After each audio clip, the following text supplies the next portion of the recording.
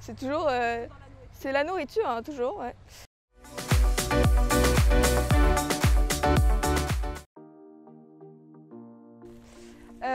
C'est super, franchement, parce qu'on a toujours des encouragements sur les concours. Après, ça peut être un peu compliqué au niveau des box où des fois, à l'inverse, on a un peu des remarques désobligeantes, mais jamais eu de problème, moi, personnellement.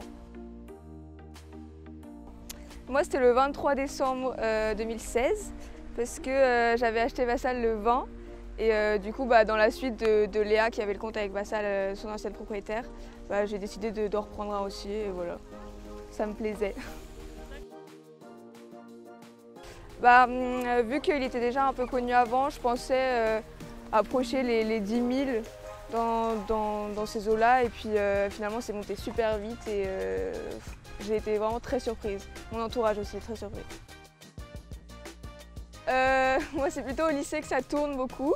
Donc il y a beaucoup de questions, mais c'est toujours dans l'humour ou dans la bienveillance. Donc non, franchement, c'est cool. J'en ai deux.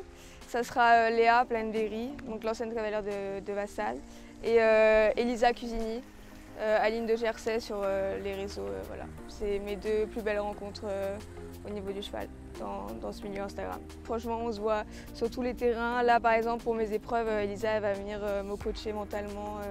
Elles ont toujours été là et je les remercierai jamais assez, je pense. Alors, mon cours préféré, j'en ai aucune idée.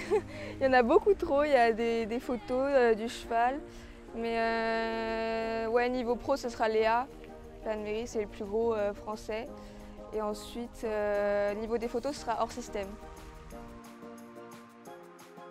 Je pense que je prendrai la parole pour un peu tout Instagram et juste faire une petite annonce de bienveillance. Si tout le monde pouvait s'occuper de soi-même avant de s'occuper des autres, ce serait, je pense, mieux pour tout le monde. En fait, il est très intelligent comme poney. Du coup, il a tendance à se poser beaucoup trop de questions.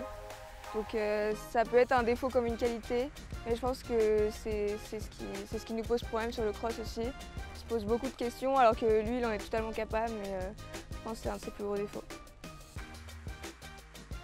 J'ai toujours ma montre sur moi et la montre de ma coach, parce qu'elle me la donne tout le temps. Et ensuite, les rituels avant concours, c'est la musique 1 heure avant les épreuves et voilà, c'est parti. Ouais, c'était au tout début avec Vassal, donc début du complet. On avait un obstacle profil, un obstacle avec un trou devant. Et Vassal, en tapant sa battue d'antérieur, a glissé dans le trou en fait. Donc on s'est un peu retrouvé dans l'obstacle, à moitié dans le trou. Je ne sais pas comment on est ressorti, mais on a eu très peur. Et finalement, il y avait quelques petits pets à droite à gauche, mais il n'y a rien de grave. Et ouais, je pense que ça a fait plus peur. Sur mes crosses, je parle toujours dans mes grosses galopades et une petite caresse quand on sort des combinaisons. Et sur l'hippique, c'est juste après la sonnerie. Une petite caresse et un petit mot d'encouragement et voilà. Alors, bien serrer ses tresses, c'est ce qui marche le mieux. Et voilà, bien serrer ses tresses et après le roulage, tout le monde fait comme il veut. Moi j'ai une technique un peu bizarre, mais c'est les tresses les plus importants. Des sushis. Voilà, c'est ça, c'est les sushis. C'est les churros. C'est toujours, c'est la nourriture, hein, toujours. Ouais. C'est les churros ou le cross des Grands Prix.